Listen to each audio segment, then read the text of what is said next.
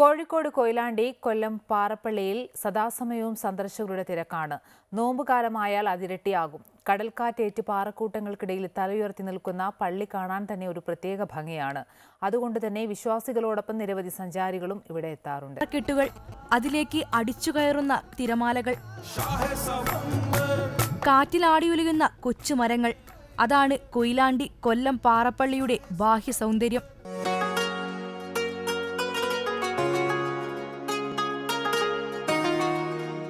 കടൽക്കാറ്റേറ്റ് സ്വപ്നം കണ്ടു മയങ്ങുന്ന പാറപ്പള്ളിക്ക് പറയാനുള്ളത് വർഷങ്ങളുടെ ചരിത്രം. പ്രവാചകൻ മുഹമ്മദ് നബിയുടെ കാലത്ത് ഇസ്ലാം മതപ്രചരണത്തിനായി ഇവിടെ എത്തിയ 14 മതപണ്ഡിതന്മാരാണ് പള്ളിയുടെ സ്ഥാപകർ. നാടുവാഴിയിൽ നിന്നും സമ്മാനമായി കിട്ടിയ 16 ഏക്കർ ഭൂമിയിൽ അവർ ഒരു സ്വർഗം തന്നെ തീർത്തു. അങ്ങനെ വിശ്വാസവും സംസ്കാരവും സൗന്ദര്യവുമുള്ള പള്ളിയായി പാറപ്പള്ളി ചരിത്രത്തിലിടം നേടി.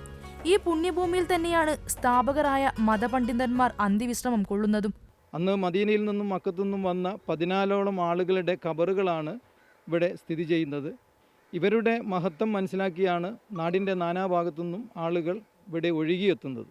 ഈ പ്രദേശത്ത് വരുന്ന ആളുകൾക്ക് അവരുടെ പ്രയാസങ്ങൾ ദൈവത്തോട് പറഞ്ഞ് ഒരു സമാധാനം കാംക്ഷിക്കുന്നു, അല്ലെങ്കിൽ സമാധാനം ലഭ്യമാകുന്നു എന്നതാണ് ഈ പ്രദേശത്തെ ഇത്രയും ആളുകൾ ഇവിടെ എത്തിപ്പെടുന്നത്.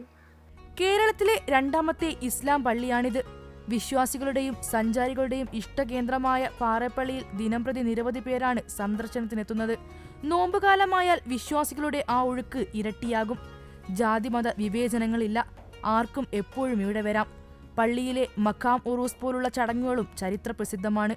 പിന്നെ വർഷത്തിൽ പാറപ്പള്ളി ഉറൂസ് എന്ന നിലയിൽ ഒരു വലിയ ചടങ്ങ്, ആഴ്ചകളോളം നീണ്ടു നിൽക്കുന്ന ചടങ്ങുകൾ ഈ കുന്നിൻ മുകളിൽ നടക്കലുണ്ട്.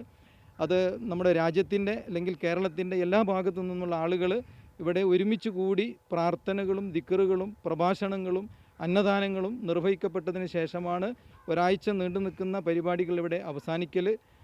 അതോടൊപ്പം പെരുന്നാളിനും ഇവിടെ ധാരാളം ആളുകൾ വരാറുണ്ട്. പള്ളിയിലെത്തുന്ന വിശ്വാസികളും സഞ്ചാരികളുമെല്ലാം മനസ്സില്ലാ മനസ്സോടെയാണ് തിരിച്ചു പോകുന്നത്.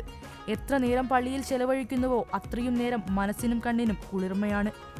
ക്യാമറാമാൻ സനിൽകുമാറിനോടൊപ്പം വർഷ ഗിരീഷ്, അമൃത ന്യൂസ്, കോഴിക്കോട്.